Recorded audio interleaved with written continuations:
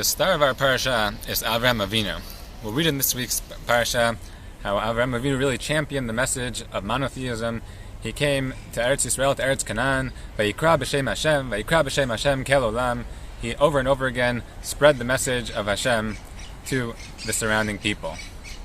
And what's alluded to in the Psukim, in short, is expounded upon by the Rambam in his famous introduction to Hilchot Avodah Zarah, where he explains how did it come to be? How did people go from knowing Hashem from the times of the Mabul to Avodah Zarah? And he explains how originally it was based on a mistake. People thought maybe just like if Hashem made such lofty creations, we should give them some respect. And that led to, over the course of generations, full-fledged Avodah Zarah, until Avraham Avinu, steeped in a culture of Avodah Zarah, through philosophical and logical proofs, extricated himself and started to come to Eretz Yisrael, Eretz Canaan, and spread the message of monotheism. And the Ravid on that Rambam asks, is that really what happened? He came to Eretz Canaan and spread the monotheism? That didn't exist until Avraham Avinu came? We know that Shem was already in Eretz Canaan. Shem was a survivor of the Mabul. He was a monotheist himself. He knew who Hashem was, and he was already there. What exactly was Avram's revolution? What did he bring to the table that didn't already exist in Eretz Canaan when he came there? I want to focus on two answers.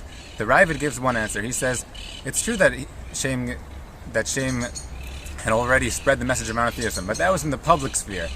In private, people's Avodah Zarah still persisted, and Avraham Avinu came to influence people in their private spheres, and even there to believe in Hashem, to bring into alignment their public spheres and their private spheres.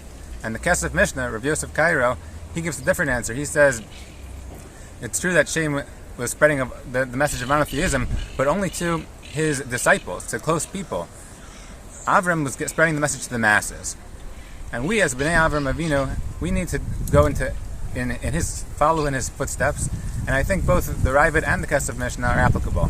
We need to, first of all, work on ourselves.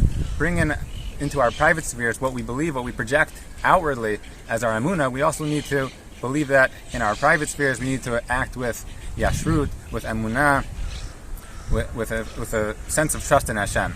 And afterwards we need to champion what Rav Yosef Cairo says Avraham Avinu did, to spread that message outwardly and affect others and ultimately spread the message of Hashem.